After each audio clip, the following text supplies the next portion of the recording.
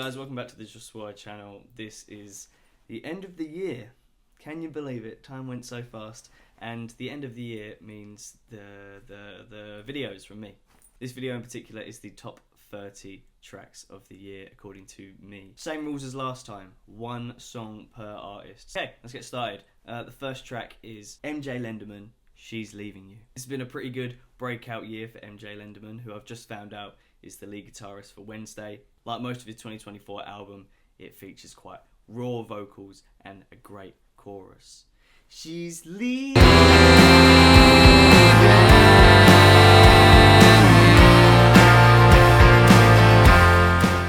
Number 29 is Saturn by SZA. I like to slip in some mainstream songs, even though I might not be listening to them every single day. They do work their way into my everyday life and I do enjoy them. Not only is this list about what I like, it's also about impact and popularity almost to a degree. So that's how you get Saturn by SZA on this list. She's got a great voice. She has that knack for making great R&B songs. Life's better on Saturn, got to break this pattern, floating away. Number 28 is Jerkin by Amyl and the Sniffers, who I've only just found out about recently. Amyl and the Sniffers are an Aussie punk rocky sort of band. But yeah, she's so much fun. The song's great fun.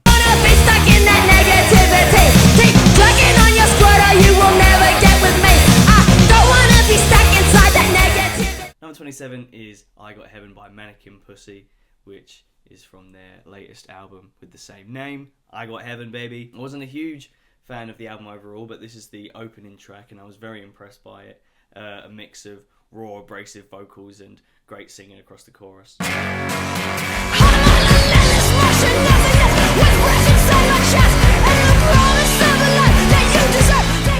Number 26 is Birds of a Feather by Billie Eilish. I think we really do take Billie Eilish for granted because she has become a huge mainstream star. I'm just used to the biggest, most popular stars not being that talented. But Billie Eilish is undoubtedly very talented, along with her brother Phineas. And yeah, I just love listening to Billie Eilish sing. No matter how big she gets, I'll never get turned off by her. It's just great to hear her singing. I'll love you till the day that I die. Number 25 is Taylor Swift by A$AP Rocky. This was a single he released earlier this year, and I'm a big fan of it. Shoot my shot, got a whip. I'm a huge A$AP Rocky fan. Most of the stuff he releases I'm a big fan of, and he's got a very unique A$AP Rocky flow that I've come to like in albums like Testing. The track's only short, but it does change itself across its short runtime, and I'm a big fan of that, you know? It shows his diversity as an artist. Shoot my shot, got it wet.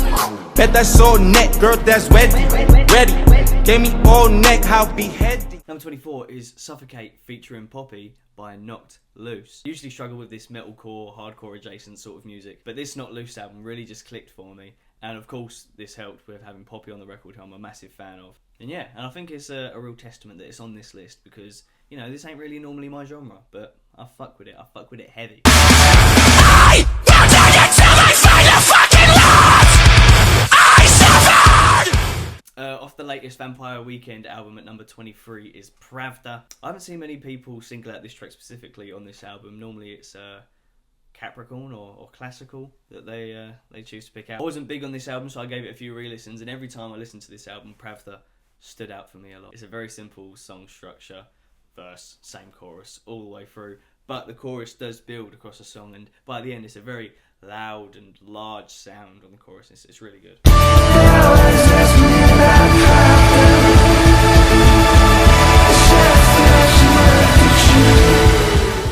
Number 22 is The Invisible Man by Maruja. I think Maruja are really carving out their own signature sound. Their song Thunder was quite high on my list last year. And yeah, it's got a very similar sound. It has a very strong sax lead, and the percussion on this song is really good as well. A little bit longer than some other tracks. I think it's around 7 minutes long. But yeah, I love it. I love it. I love it. I love it.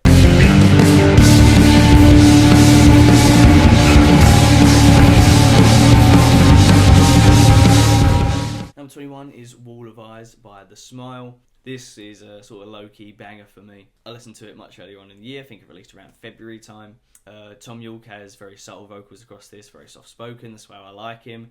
It's best when he just shuts the fuck up. On a lackluster album, this one does stand out a lot. And the strings on here are beautiful. It really carries the song.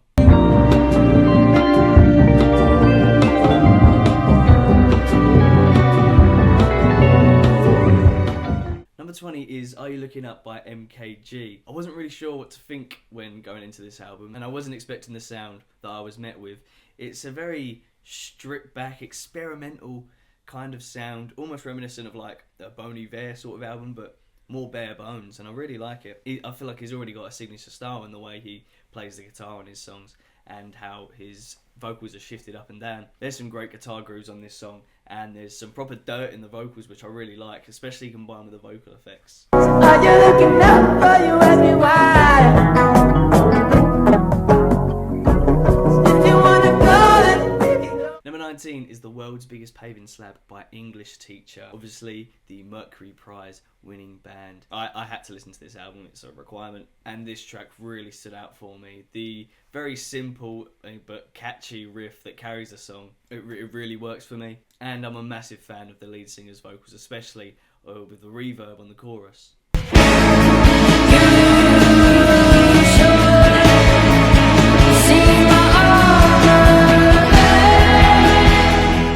Number 18 is Underdressed at the Symphony by Faye Webster. Faye Webster for me has such a unique voice that it's kind of hit and miss for me. Can come off a little bit grating, but on this track it works so well. How soft-spoken she is. She's got such a sweet voice and I love hearing it on this song. All the same things I doubted. Number 17 is Sticky, featuring Glorilla, Sexy Red and Lil Wayne by Tyler the Creator, off his 2024 album Chromacopia, which for me is very underwhelming. I've come to be a big fan of Tyler the Creator, especially his latest few albums, but this, it just didn't click for me. Nevertheless, the track Sticky is brilliant. It's such a hype song. It's really hard not to be a fan of it. The big brass band towards the end and the middle of the song is great. I saw that Tyler tweeted that was his aim to make it seem like a high school band. And yeah, I get that vibe from this song and I'm a big fan of it. And I think Glorilla and Sexy Red are perfect for this type of song. They know how to keep that momentum going. Lil Wayne, you know. Discombobulation. Baby girl, I'm finna rock your face.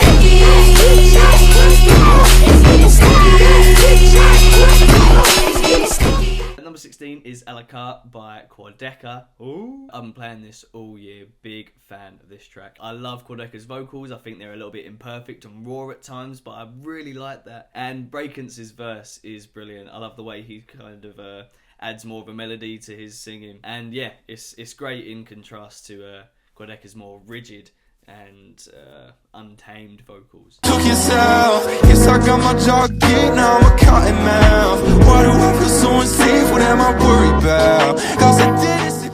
Number 15 is The Feminine Urge by The Last Dinner Party. See, I forgot about The Last Dinner Party's record for a while because I think it released in January and yeah, I just forgot about it. But going through albums from this year to find songs for this list, I was very happy to be reminded of The Feminine Urge. I love their dramatic vocals. I'm not sure of which member is actually singing this song. Though they are like quite posh themselves, the way it comes through in their vocals, I'm a big fan of it. And the cadence of the chorus is so good. Kind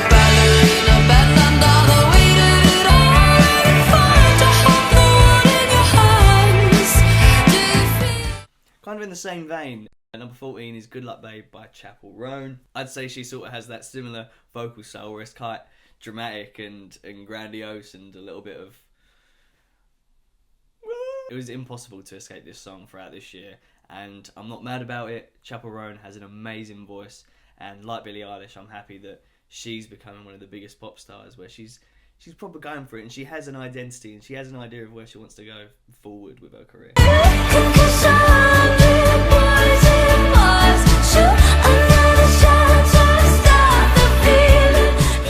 Number 13 is Sin Miedo by JPEG Mafia. On an underwhelming JPEG Mafia album for me, there were only a few tracks that really stood out to me and that I actually listened to in my spare time.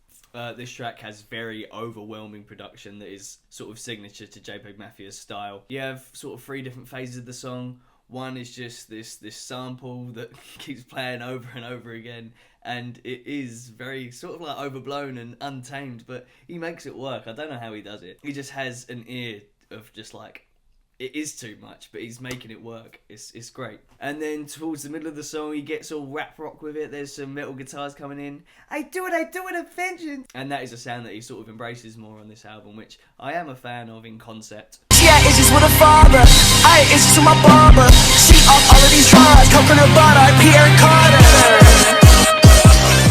Number 12 is July by Wonderhorse. I see so many people talking about Wonderhorse, and I don't really get it. I listened to the album, it's fine. I'd probably never go back to it. But this song is so good, it's so good. I wasn't impressed with much of the album until I heard this song, and there's just some huge crashing guitars, and the vocalist, who I weren't a big fan of, really shines on this track. And yeah, you definitely got to give this a listen. It's really good.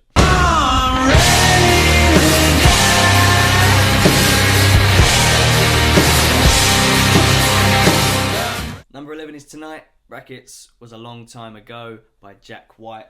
I am a huge Jack White fan, obviously from the White Stripes and his solo stuff as well. I really think he can't do any wrong. I don't think he can make something that I won't be a fan of. Everything he does, I just think he's the coolest motherfucker ever. I'm just praying he hasn't done or is going to do anything problematic, because, you know, it's iffy with that time period. This track wasn't one of the most popular ones on the album, but I picked it out specifically. I gave this album a good 3-4 listens as soon as it came out. And yeah, this one, every single time, is brilliant. Just his signature garage sound is really good on this.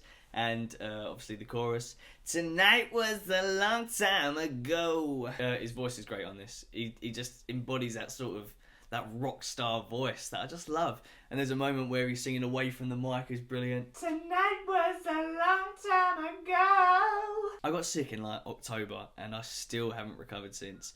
I just like haven't been able to sing anything, and it makes me really depressed because I like to have a little sing song.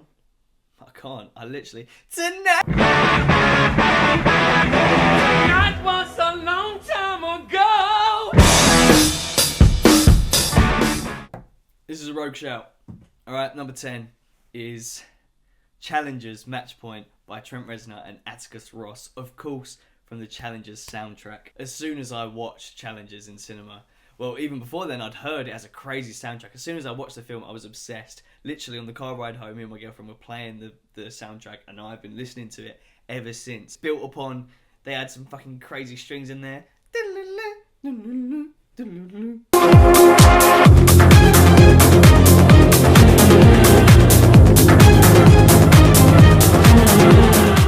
Number 9 is Sadness as a Gift by Adrian Lenker. Adrian Lenker has a huge talent for capturing that sort of melancholy sound. And on this track, I think she does it really well. She does what she does best on this album, which is have an amazing, unique voice and pair it with brilliant songwriting that she's mastered. Windowsill, you could write me someday, and I hope you will.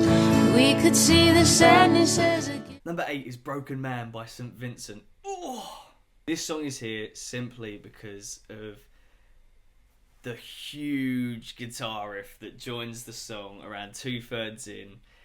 It's introduced by this crazy off-kilter, offbeat drum solo, and the guitars come crashing in. St. Vincent has an amazing voice, and she has this sort of confidence that only like a seasoned artist like St. Vincent can have on a track.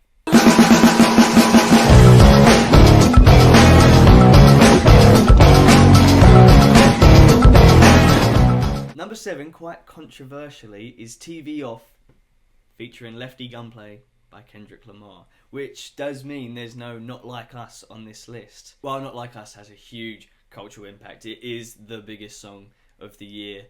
I don't like it as much as I do TV Off, and I also prefer the track Squabble Up. While we're getting the most attention for Kendrick Lamar shouting mustard in the middle of his song, yeah, he's just having so much fun on this song. He's bringing in smaller artists across the whole album. This is only a small little feature towards the end with Lefty Gunplay. But yeah, great beat switch in the middle of it, and he's brilliant. Kendrick Lamar,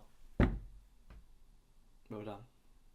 You get the Joe Sawyer approval. Niggas acting bad, but somebody gotta do it. Got my foot up on the gas, but somebody gotta do it. Turn this TV off, turn this TV off. Turn this TV off, turn this TV off. Number 6 is The Wheel by Ugly. Who? What? Listen in. I've seen Ugly perform live twice. I've seen them open for Black Country New Road twice. And both shows, they have played the same songs, and The Wheel is one of them.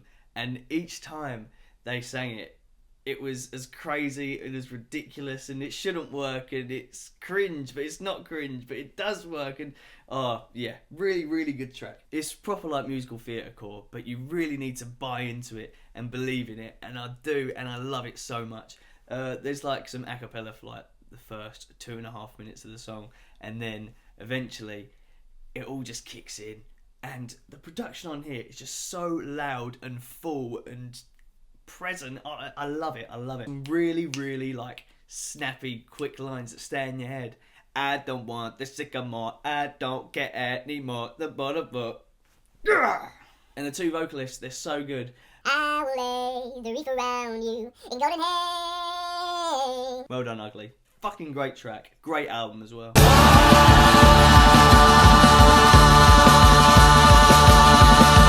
I don't want the sycamore, I don't care anymore. The border wall will pour the sin on the way. Number 5 is Von Dutch by Charlie XCX. So many tracks to pick from for Charlie XCX this year. She had Brat, obviously. She had the whole remix album. I think Von Dutch perfectly encapsulates what is Brat and the phenomenon of Brat, and Brat taking over this year. God, I'm doing so much with my hands. On this song, Charlie really portrays herself as Brat as possible, you know. She's so self-assured, she's gloating. I'm your number one. It's okay to just admit that you're jealous of me. Damn right, everyone's jealous of you, Charlie. And the instrumental on this song is just crazy. And once it's repeated itself a couple times, in comes this screaming higher-pitched synth that complements it. Oh, it's so good. Those little details within this song just makes it amazing.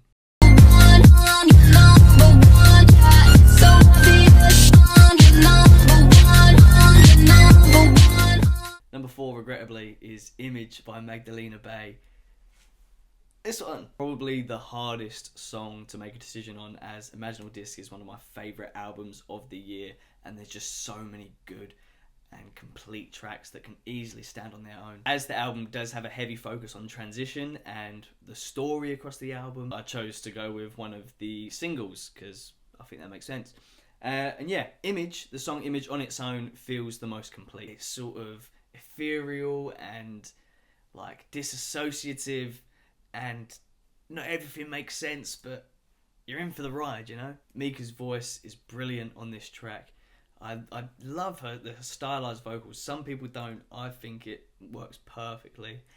Oh my god! The way she emotes in this song is fucking brilliant, and the instrumental as well is fucking crazy. The way at the end of the bass is just completely blown out and overwhelming. It's just, yeah! Go on, put that fucking disc in my head.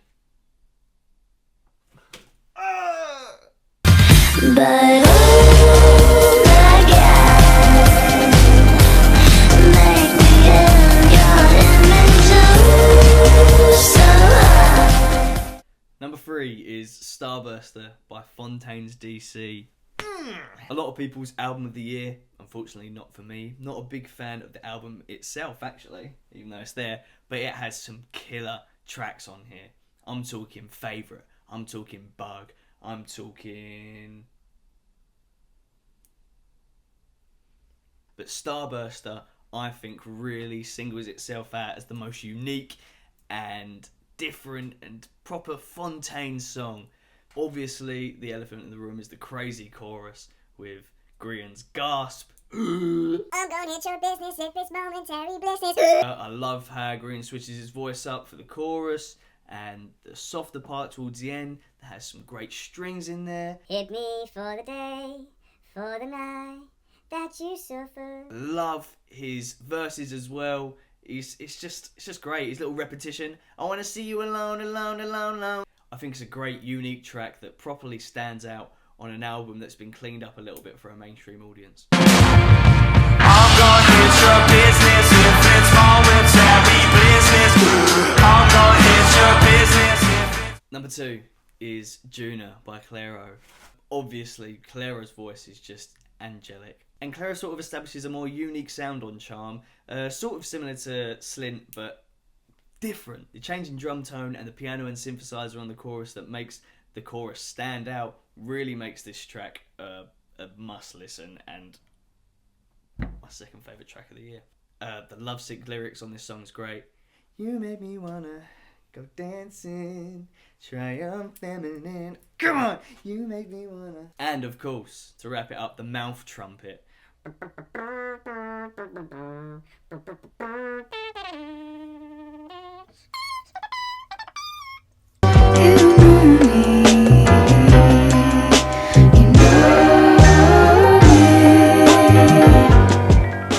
What's going to be my number 1 track? Guys, I don't know, someone tell me.